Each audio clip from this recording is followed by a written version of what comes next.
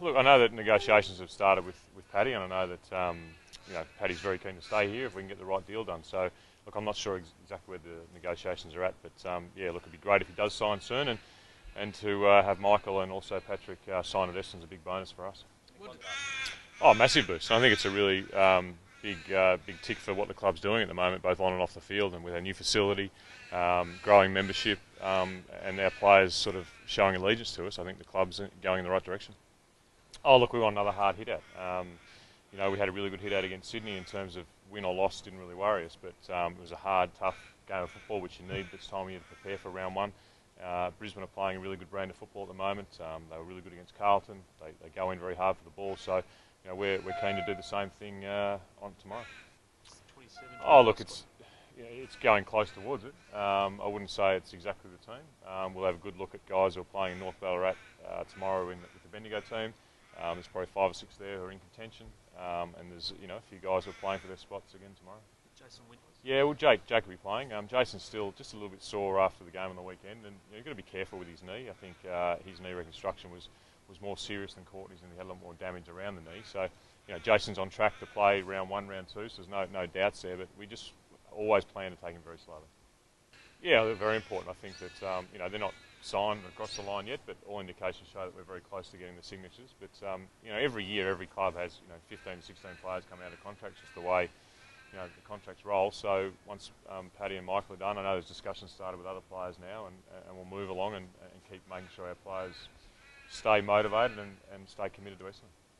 We'll train. We'll train reasonably hard. Obviously, we'll recover them off this weekend and train pretty hard Wednesday, Friday. A bit of a small session Saturday, and then go into a normal game week come Monday. But we think our players have prepared really well.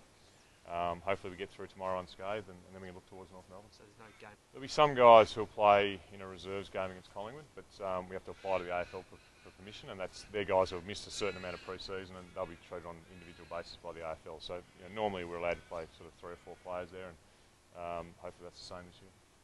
Have you ever met Bruce Reid?